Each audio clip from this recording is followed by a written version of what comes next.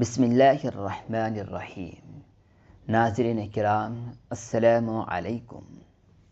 تاریخ اسلام میں بعض شخصیات ایسی گزری ہیں جن کی ذہانت، دور اندیشی اور سیاسی بصیرت کا اعتراف ان کے دشمن بھی کرتے تھے۔ انہی عظیم شخصیات میں ایک نام حضرت عمرو بن العاص رضی اللہ عنہ کا بھی ہے۔ اسلام قبول کرنے سے پہلے وہ قریش کے نہایت ذہین، معاملہ فہم اور دور اندیش رہنما سمجھے جاتے تھے۔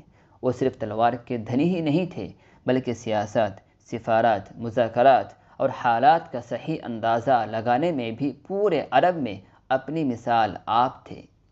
لیکن یہی ذہین انسان ایک عرصے تک اسلام کی مخالفت میں بھی پیش رہا۔ اللہ تعالیٰ کی شان دیکھیے کہ بعد میں یہی شخص اسلام کے عظیم جرنیلوں میں شمار ہوا۔ مصر جیسا عظیم ملک اس کے ہاتھوں فتح ہوا اور وہ رسول اللہ صلی اللہ علیہ وسلم کے جلیل القدر صحابی بن گئے۔ لیکن سوال یہ ہے، آخر ایسا کیا ہوا کہ قریش کا یہ نامور سیاستدان اسلام کی آغوش میں آ گیا؟ آئیے یہ ایمان افروز داستان خود حضرت عمرو بن العاص رضی اللہ عنہ کی زبانی سنتے ہیں۔ حضرت عمرو بن العاص رضی اللہ عنہ فرماتے ہیں، غزوہ خندق ختم ہو چکا تھا۔ یہ وہ جنگ تھی جس میں پورا عرب اسلام کو ختم کرنے کے لیے مدینہ منورہ پر چڑھ آیا تھا۔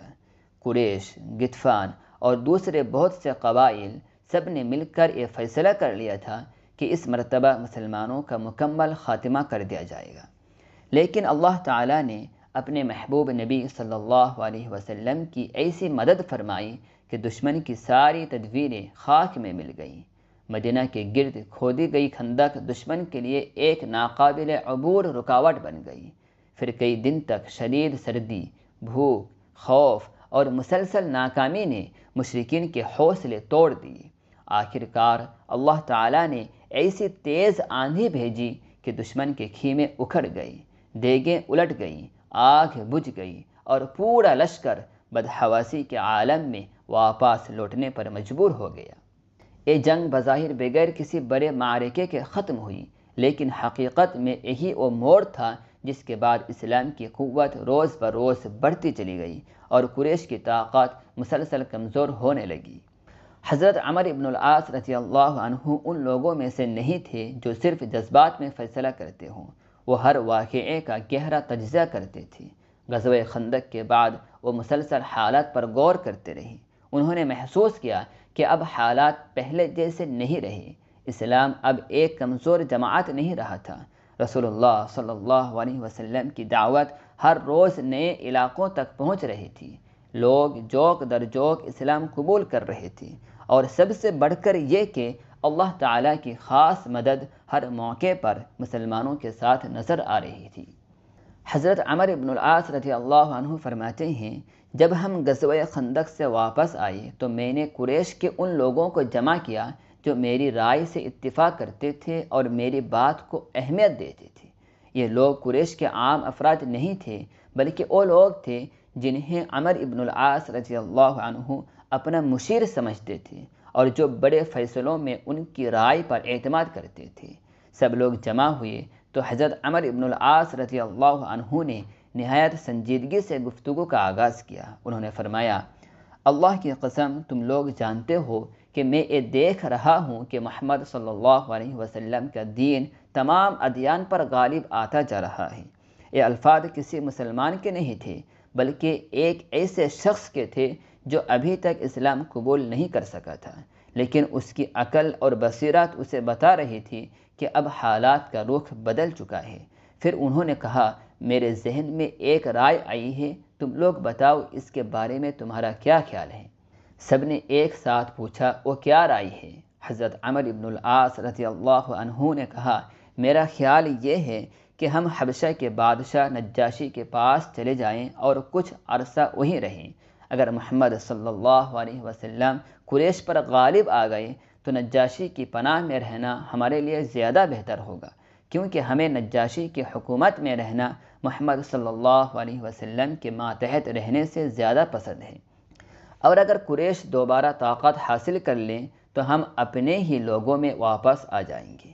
حضرت عمرو بن العاص رضی اللہ عنہ کی یہ تجویز دراصل ان کی دور اندیشی کا نتیجہ تھی وہ صاف دیکھ رہے تھے کہ مستقبل اسلام کا ہے، لیکن ابھی ان کے دل پر ایمان کا دروازہ پوری طرح نہیں کھلا تھا۔ اسی لیے انہوں نے اسلام قبول کرنے کے بجائے حبشہ جا کر حالات کا انتظار کرنے کا منصوبہ بنایا۔ ان کے ساتھیوں نے غور سے ان کی بات سنی، پھر سب نے متفق ہو کر کہا یہ بہت اچھی رائے ہے۔ چنانچہ فیصلہ ہو گیا کہ سب لوگ حبشہ جائیں گے، نجاشی کی پناہ میں رہیں گے اور وہاں سے آئندہ کے حالات کا انتظار کریں گے۔ اب سفر کی تیاری شروع ہوئی۔ حضرت عمر بن العاص رضی اللہ عنہ نے کہا نجاشی کے لیے کچھ قیمتی تحائف بھی ساتھ لے چلتے ہیں تاکہ وہ ہم سے خوش ہو جائیں۔ عرب سے حبشہ جانے والے تاجروں کو معلوم تھا کہ نجاشی کو مکہ میں تیار ہونے والے اعلیٰ درجے کے چمڑے بہت پسند ہیں، چنانچہ انہوں نے بڑی مقدار میں بہترین چمڑے جمع کیے، انہیں نہایت خوبصورتی سے تیار کیا اور تحفے کے طور پر اپنے ساتھ رکھ لیا۔ سفر کا دن آیا، قافلہ مکہ سے روانہ ہوا اور کئی دن کا طویل سفر طے کرنے کے بعد یہ لوگ حبشہ پہنچ گئے۔ لیکن حضرت عمر بن العاص رضی اللہ عنہ کو ہرگز معلوم نہ تھا کہ اللہ تعالیٰ نے ان کی ہدایت کے لیے ایک ایسا سبب وہاں پہلے ہی تیار کر رکھا ہے جو ان کی پوری زندگی کا رخ ہمیشہ کے لیے بدل دے گا۔ وہ ابھی نجاشی کے دربار میں موجود ہی تھے کہ اچانک رسول اللہ صلی اللہ علیہ وسلم کے ایک قاصد حضرت عمر بن امیہ ضمری رضی اللہ عنہ نجاشی سے ملاقات کے لیے دربار میں تشریف لائے۔ رسول اللہ صلی اللہ علیہ وسلم نے انہیں ایک اہم پیغام دے کر حبشہ بھیجا تھا۔ ان کی ذمہ داری یہ تھی کہ وہ نجاشی سے حضرت جعفر بن ابی طالب رضی اللہ عنہ اور حبشہ میں مقیم دوسرے مسلمان مہاجرین کے سلسلے میں ملاقات کریں۔ حضرت عمر بن امیہ ضمری رضی اللہ عنہ نہایت وقار کے ساتھ نجاشی کے محل میں داخل ہوئے۔ نجاشی نے ان کا پرتپاک استقبال کیا، ان سے گفتگو کی، رسول اللہ صلی اللہ علیہ وسلم کا پیغام سنا اور پھر انہیں عزت و احترام کے ساتھ رخصت کیا۔ حضرت عمر بن العاص رضی اللہ عنہ یہ سارا منظر خاموشی سے دیکھ رہے تھے۔ انہوں نے محسوس کیا کہ نجاشی اس قاصد کے ساتھ غیر معمولی عزت اور محبت کا برتاؤ کر رہا ہے۔ یہ منظر ان کے لیے حیران کن بھی تھا اور پریشان کن بھی۔ جیسے ہی حضرت عمر بن امیہ ضمری رضی اللہ عنہ دربار سے باہر نکلے، حضرت عمر بن العاص رضی اللہ عنہ نے اپنے ساتھیوں کی طرف دیکھا اور آہستہ سے کہا اے محمد صلی اللہ علیہ وسلم کے نمائندے ہیں۔ پھر ان کے دل میں ایک نہایت خطرناک خیال پیدا ہوا۔ انہوں نے سوچا اگر میں نجاشی سے درخواست کروں کہ وہ اس شخص کو میرے حوالے کر دے اور پھر میں اسے قتل کر دوں تو قریش میں میری بڑی عزت ہوگی۔ وہ اپنے دل میں کہنے لگے لوگ کہیں گے کہ عمر بن العاص نے محمد صلی اللہ علیہ وسلم کے قاصد کو قتل کر کے بدر اور دوسری جنگوں میں مارے جانے والے قریش کے سرداروں کا بدلہ لے لیا۔ یہ خیال آتے ہی وہ فوراً نجاشی کے دربار کی طرف چل پڑے۔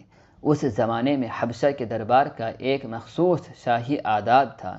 حضرت عمر بن العاص رضی اللہ عنہ چونکہ پہلے بھی کئی مرتبہ نجاشی کے دربار میں آ چکے تھے، اس لیے وہ حسب دستور بادشاہ کے سامنے جھکے اور تعظیمی سجدہ کیا جیسا کہ اس وقت وہاں کا رواج تھا۔ نجاشی نے انہیں دیکھا تو خوش دلی سے استقبال کیا۔ اس نے مسکراتے ہوئے کہا خوش آمدید میرے دوست، کیا تم اپنے ملک سے میرے لیے کوئی تحفہ بھی لائے ہو؟ حضرت عمر بن العاص رضی اللہ عنہ نے نہایت ادب سے عرض کیا جی ہاں اے بادشاہ، میں آپ کے لیے مکہ کے بہترین چمڑے تحفے میں لایا ہوں۔ یہ کہتے ہوئے انہوں نے وہ تمام نفیس چمڑے نجاشی کے سامنے پیش کر دیے۔ نجاشی نے جب ان چمڑوں کو دیکھا تو بہت خوش ہوا کیونکہ یہ وہی چیز تھی جو اسے بے حد پسند تھی۔ چہرے پر خوشی کے آثار نمایاں تھے۔ حضرت عمر بن العاص رضی اللہ عنہ نے سوچا ابھی موقع مناسب ہے، بادشاہ خوش ہے، شاید میری بات بھی مان لے۔ چنانچہ انہوں نے نہایت اطمینان سے عرض کیا اے بادشاہ، ابھی میں نے ایک شخص کو آپ کے پاس سے نکلتے دیکھا ہے۔ نجاشی نے فرمایا ہاں تو پھر؟ حضرت عمر بن العاص رضی اللہ عنہ نے کہا وہ ہمارا دشمن محمد صلی اللہ علیہ وسلم کا قاصد ہے۔ پھر انہوں نے اپنی درخواست پیش کی آپ اسے میرے حوالے کر دیجئے تاکہ میں اسے قتل کر دوں، کیونکہ اس نے ہمارے بہت سے سرداروں اور معزز لوگوں کو قتل کیا ہے۔ حضرت عمر بن العاص رضی اللہ عنہ کو گمان تھا کہ شاید نجاشی ان کی دوستی اور پیش کیے گئے قیمتی تحفوں کی وجہ سے ان کی بات مان لے گا، لیکن اگلے ہی لمحے ایسا منظر سامنے آیا جس کا وہ تصور بھی نہیں کر سکتے تھے۔ ان کی یہ بات سنتے ہی نجاشی کا چہرہ فوراً بدل گیا، اس کی آنکھوں میں غصہ نمایاں ہو گیا، وہ اپنی جگہ سے تقریباً اچھل کر اٹھا۔ شدید غصے کے عالم میں اس نے اپنا ہاتھ اپنی ناک پر اس زور سے مارا کہ حضرت عمرو بن العاص رضی اللہ عنہ فرماتے ہیں مجھے محسوس ہوا کہ شاید اس کی ناک ٹوٹ جائے گی۔ نجاشی کا یہ غصہ دیکھ کر حضرت عمرو بن العاص رضی اللہ عنہ کے ہوش اڑ گئے۔ وہ خود بیان کرتے ہیں میری حالت ایسے ہو گئی کہ اگر اس وقت زمین پھٹ جاتی تو میں اس میں چھپ جاتا۔ یہ وہ لمحہ تھا جب پہلی مرتبہ حضرت عمرو بن العاص رضی اللہ عنہ نے محسوس کیا کہ معاملہ ان کے اندازے سے بالکل مختلف ہے۔ انہوں نے کبھی سوچا بھی نہ تھا کہ نجاشی جو ان کا پرانا دوست تھا محمد صلی اللہ علیہ وسلم کے ایک قاصد کے معاملے میں اس قدر غضبناک ہو جائے گا۔ خوف کے مارے ان کی زبان لڑکھڑا گئی۔ انہوں نے فوراً معذرت کرتے ہوئے کہا اے بادشاہ، اللہ کی قسم اگر مجھے معلوم ہوتا کہ میری یہ بات آپ کو اتنی ناگوار گزرے گی تو میں ہرگز یہ درخواست نہ کرتا۔ لیکن نجاشی کا غصہ ابھی ٹھنڈا نہیں ہوا تھا۔ اب وہ ایسا جواب دینے والا تھا جو حضرت عمرو بن العاص رضی اللہ عنہ کے دل کی دنیا ہمیشہ کے لیے بدل دے گا۔ نجاشی نے نہایت جلال بھرے لہجے میں حضرت عمرو بن العاص رضی اللہ عنہ کی طرف دیکھا، پھر بلند آواز میں فرمایا اے عمر، کیا تم مجھ سے اس عظیم ہستی کے قاصد کو قتل کرنے کی اجازت مانگتے ہو جس کے پاس وہی ناموس اکبر حضرت جبرائیل علیہ السلام آتے ہیں جو حضرت موسیٰ علیہ السلام کے پاس آیا کرتے تھے؟ یہ الفاظ بجلی بن کر حضرت عمرو بن العاص رضی اللہ عنہ کے دل پر گرے۔ وہ حیرت سے نجاشی کا چہرہ دیکھنے لگے۔ چند لمحوں کے لیے انہیں یوں محسوس ہوا جیسے ان کے ارد گرد کی ہر چیز ساکت ہو گئی ہو۔ ان کے ذہن میں ایک ہی سوال گردش کرنے لگا، کیا نجاشی واقعی محمد صلی اللہ علیہ وسلم کو اللہ کا سچا رسول مانتا ہے؟ اب تک وہ نجاشی کو صرف ایک عیسائی بادشاہ سمجھتے تھے، لیکن آج اس کی زبان سے ایسی بات سن رہے تھے جو ان کی تمام سابقہ سوچ کو بدل رہی تھی۔ حضرت عمرو بن العاص رضی اللہ عنہ فرماتے ہیں کہ میں نے حیرت سے پوچھا اے بادشاہ، کیا واقعی محمد صلی اللہ علیہ وسلم ایسے ہی ہیں؟ کیا وہ واقعی اللہ کے نبی ہیں؟ نجاشی نے پوری قوت یقین کے ساتھ جواب دیا، ہاں اللہ کی قسم وہ اللہ کے سچے رسول ہیں۔ پھر اس نے نہایت درد بھرے انداز میں کہا اے عمر، میری بات مان لو، محمد صلی اللہ علیہ وسلم کا اتباع کر لو کیونکہ وہ حق پر ہیں۔ نجاشی یہی نہیں روکا، اس نے حضرت موسیٰ علیہ السلام اور فرعون کی مثال دیتے ہوئے فرمایا اللہ کی قسم وہ اپنے دشمنوں پر اسی طرح غالب آئیں گے جیسے موسیٰ بن عمران علیہ السلام فرعون اور اس کے لشکروں پر غالب آئے تھے۔ یہ الفاظ کسی عام انسان کے نہیں تھے، یہ ایک ایسے بادشاہ کے تھے جس نے پہلے ہی رسول اللہ صلی اللہ علیہ وسلم کی نبوت کو پہچان لیا تھا۔ وہ جانتا تھا کہ حق آخر کار غالب ہو کر رہتا ہے۔ حضرت عمرو بن العاص رضی اللہ عنہ خاموش کھڑے سنتے رہے۔ ان کے دل میں عجیب کیفیت پیدا ہو گئی۔ ایک طرف ان کے سامنے نجاشی کی مضبوط گواہی تھی، دوسری طرف گزشتہ کئی برسوں کے وہ تمام واقعات تھے جو وہ اپنی آنکھوں سے دیکھ چکے تھے۔ انہیں غزوہ بدر یاد آیا، احد یاد آیا، خندق یاد آئی۔ ہر جنگ کے بعد اسلام پہلے سے زیادہ طاقتور ہو جاتا تھا۔ انہیں اپنی وہ مجلس بھی یاد آ گئی جس میں انہوں نے قریش سے کہا تھا میں دیکھ رہا ہوں کہ محمد صلی اللہ علیہ وسلم کا دین غالب آتا جا رہا ہے۔ اب نجاشی کی گواہی نے ان کے اس یقین پر آخری مہر لگا دی۔ ان کے دل کی سارے الجھنیں ختم ہونے لگی، تکبر کی دیواریں گرنے لگی، حق پوری طرح ان کے سامنے آ چکا تھا۔ حضرت عمرو بن العاص رضی اللہ عنہ فرماتے ہیں اس وقت اللہ تعالیٰ نے میرے دل میں اسلام ڈال دیا۔ اب انہیں ایک لمحہ بھی تاخیر کرنا گوارا نہ تھا۔ انہوں نے نہایت عاجزی سے نجاشی کی طرف دیکھا اور عرض کیا اے بادشاہ، کیا آپ میری طرف سے رسول اللہ صلی اللہ علیہ وسلم کے ہاتھ پر اسلام کی بیعت کریں گے؟ نجاشی کے چہرے پر خوشی پھیل گئی۔ اس نے فرمایا ہاں ضرور۔ پھر اس نے اپنا ہاتھ آگے بڑھایا۔ حضرت عمرو بن العاص رضی اللہ عنہ نے پورے اخلاص کے ساتھ اس کے ہاتھ پر اسلام کی بیعت کی۔ وہ لمحہ حضرت عمرو بن العاص رضی اللہ عنہ کی پوری زندگی کا سب سے قیمتی لمحہ تھا۔ اب وہ قریش کے سیاستدان تو تھے، لیکن اس سے بڑھ کر وہ اللہ تعالیٰ کے بندے اور رسول اللہ صلی اللہ علیہ وسلم کے امتی بن چکے تھے۔ نجاشی نے ان کے لیے خیر و برکت کی دعا کی، اور حضرت عمرو بن العاص رضی اللہ عنہ کے دل میں ایک ہی خواہش باقی رہ گئی، کاش میں جلد از جلد مدینہ پہنچ کر خود رسول اللہ صلی اللہ علیہ وسلم کے دست مبارک پر بیعت کروں۔ لیکن وہ جانتے تھے کہ ان کے ساتھ آنے والے ساتھی ابھی تک اسلام پر آمادہ نہیں ہیں۔ اگر وہ اسی وقت اپنے اسلام کا اعلان کر دیتے تو ممکن تھا وہ انہیں روکنے کی کوشش کرتے یا ان کے سفر میں رکاوٹ ڈال دیتے۔ اسی حکمت کی بنا پر حضرت عمرو بن العاص رضی اللہ عنہ نے اپنے اسلام کو وقتی طور پر اپنے ساتھیوں سے مخفی رکھا۔ وہ عام انداز میں ان کے پاس واپس آئی، ان سے ویسے ہی گفتگو کی جیسے پہلے کرتے تھے۔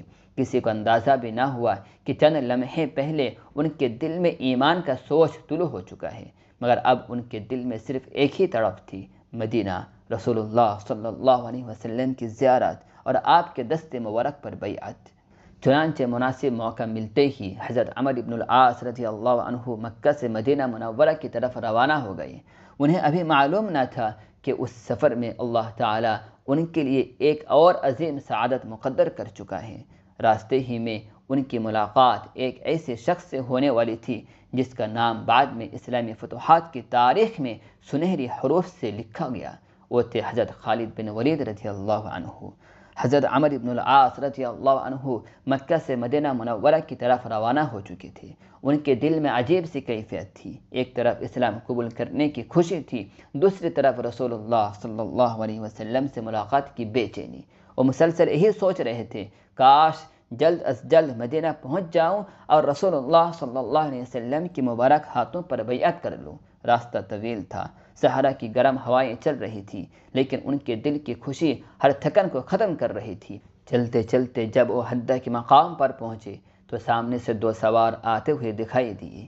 جوں جوں وہ قریب آئے، حضرت عمرو بن العاص رضی اللہ عنہ نے غور سے دیکھا، پھر پہچان کر مسکرا اٹھے۔ یہ تو قریش کے نامور سپہ سالار حضرت خالد بن ولید رضی اللہ عنہ تھے، اور ان کے ساتھ حضرت عثمان بن طلحہ رضی اللہ عنہ بھی تھے۔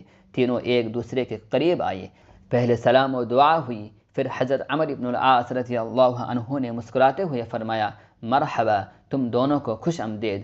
حضرت خالد بن ولید رضی اللہ عنہ اور حضرت عثمان بن طلحہ رضی اللہ عنہ نے بھی محبت سے جواب دیا، آپ کو بھی خوش آمدید۔ چند لمحے ایک دوسرے کی خیریت دریافت کی گئی، پھر حضرت عمرو بن العاص رضی اللہ عنہ نے پوچھا، آخر اس سفر کا مقصد کیا ہے؟ تم دونوں کہاں جا رہے ہو؟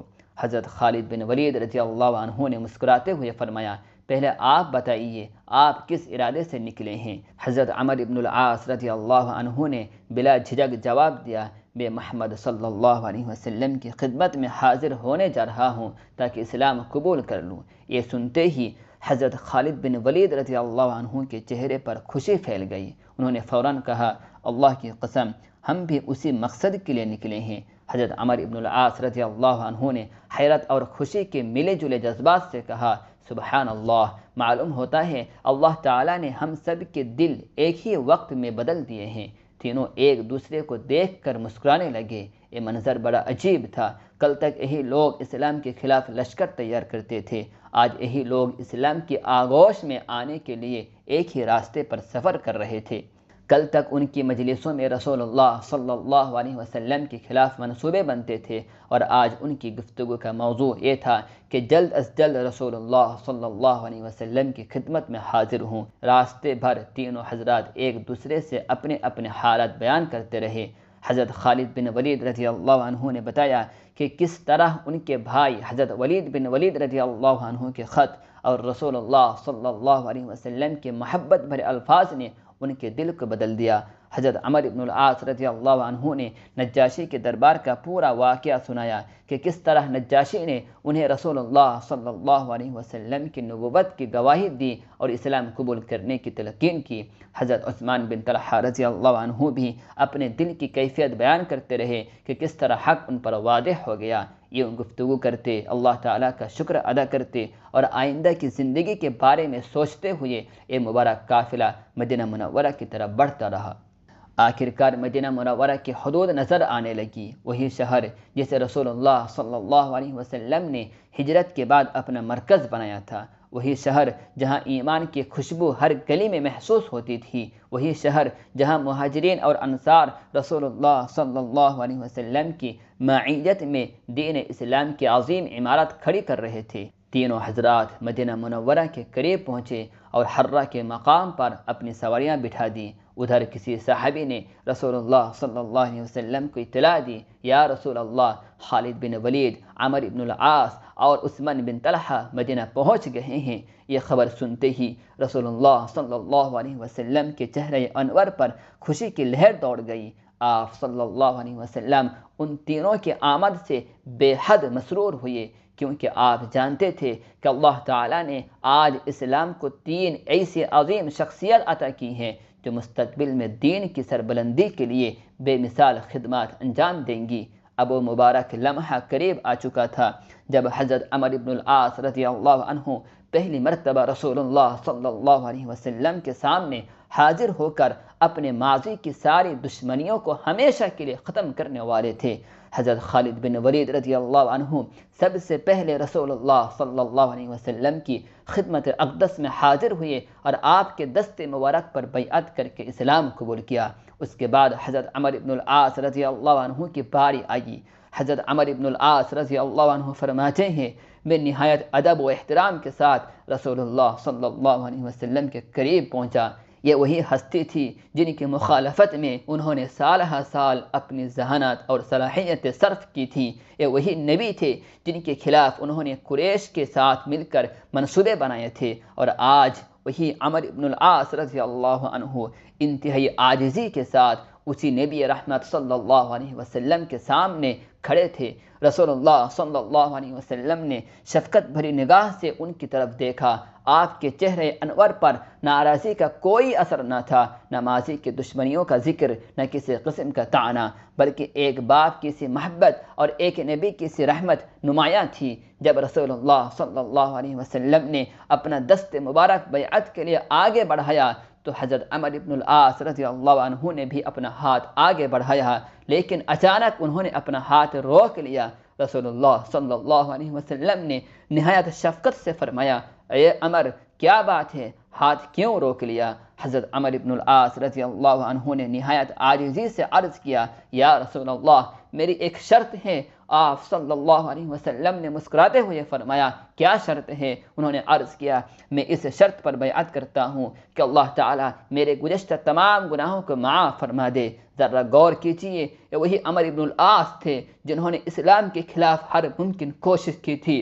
انہوں نے مسلمانوں کے خلاف سازشیں کی، جنگوں میں حصہ لیا اور رسول اللہ صلی اللہ علیہ وسلم کی مخالفت میں اپنی ذہانت استعمال کی۔ اب جب ایمان ان کے دل میں داخل ہوا تو سب سے پہلے انہیں اپنے ماضی کی فکر لاحق ہوئی۔ یہی ایک سچے مومن کی نشانی ہے کہ وہ اپنے گناہوں پر نادم ہوتا ہے۔ رسول اللہ صلی اللہ علیہ وسلم نے ان کی بات سن کر نہایت محبت بھرے انداز میں فرمایا، اے عمر، کیا تمہیں معلوم نہیں کہ اسلام اپنے سے پہلے کے تمام گناہوں کو مٹا دیتا ہے؟ پھر آپ صلی اللہ علیہ وسلم نے مزید فرمایا، اور ہجرت بھی اپنے سے پہلے کے تمام گناہوں کو ختم کر دیتی ہے۔ یہ الفاظ سنتے ہی حضرت عمر بن العاص رضی اللہ عنہ کے دل سے برسوں کا بوجھ اتر گیا۔ انہیں یقین ہو گیا کہ اللہ تعالیٰ نے ان کی سابقہ زندگی کو معاف فرما دیا ہے۔ اب ان کے چہرے پر اطمینان تھا، دل میں سکون تھا اور آنکھوں میں خوشی کے آنسو تھے۔ انہوں نے فوراً رسول اللہ صلی اللہ علیہ وسلم کے دست مبارک پر بیعت کر لی۔ اس طرح وہ ہمیشہ کے لیے اسلام کے دامن میں آ گئی۔ حضرت عمر بن العاص رضی اللہ عنہ بعد میں فرمایا کرتے تھے کہ اس دن کے بعد رسول اللہ صلی اللہ علیہ وسلم سے زیادہ کوئی شخصیت مجھے محبوب نہیں تھی۔ آپ کی ایسی عظمت میرے دل میں تھی کہ میں کبھی آپ کو بھرپور نظر اٹھا کر دیکھ بھی نہ سکا۔ اگر آج مجھ سے کہا جائے کہ رسول اللہ صلی اللہ علیہ وسلم کا حلیہ بیان کرو تو میں نہیں کر سکتا، کیونکہ میں نے کبھی آپ کو جی بھر کر دیکھا ہی نہیں تھا۔ یہ الفاظ اس محبت کی گواہی دیتے ہیں جو اسلام قبول کرنے کے بعد حضرت عمر بن العاص رضی اللہ عنہ کے دل میں رسول اللہ صلی اللہ علیہ وسلم کے لیے پیدا ہو گئی تھی۔ کل تک وہ اسلام کے مخالفین کی صف میں تھے اور آج وہ رسول اللہ صلی اللہ علیہ وسلم پر اپنی جان نچھاور کرنے والوں میں شامل ہو چکے تھے۔ بعد کے زمانے میں اللہ تعالیٰ نے انہی حضرت عمرو بن العاص رضی اللہ عنہ کے ہاتھوں مصر جیسا عظیم ملک فتح کروایا۔ انہوں نے اسلام کی سربلندی کے لیے ایسے خدمات انجام دی کہ تاریخ ہمیشہ انہیں عزت و احترام کے ساتھ یاد رکھے گی۔ ناظرین کرام، حضرت عمرو بن العاص رضی اللہ عنہ کے قبول اسلام کا یہ ایمان افروز واقعہ ہمیں کئی عظیم اسباق دیتا ہے۔ سب سے پہلا سبق یہ ہے کہ ہدایت صرف اللہ تعالیٰ کے ہاتھ میں ہے۔ جو شخص آج حق کا مخالف نظر آتا ہے، ممکن ہے کل وہی حق کا سب سے بڑا خادم بن جائے۔ دوسرا سبق یہ ہے کہ جب انسان اخلاص کے ساتھ حق کو پہچان لیتا ہے تو اسے قبول کرنے میں دیر نہیں کرنی چاہیے۔ حضرت عمرو بن العاص رضی اللہ عنہ نے حق واضح ہوتے ہی تکبر کو چھوڑ دیا اور فوراً اسلام قبول کر لیا۔ تیسرا سبق یہ ہے کہ اسلام انسان کی سابقہ گناہوں بھری زندگی کو مٹا دیتا ہے۔ جب بندہ سچے دل سے اللہ کی طرف رجوع کرتا ہے تو اللہ تعالیٰ اس کے گزشتہ گناہوں کو معاف فرما دیتا ہے۔ اللہ تعالیٰ ہمیں بھی حضرت عمرو بن العاص رضی اللہ عنہ کی طرح حق کو پہچاننے، اسے فوراً قبول کرنے اور دین اسلام کی خدمت کرنے کی توفیق عطا فرمائیں۔ آمین یا رب العالمین۔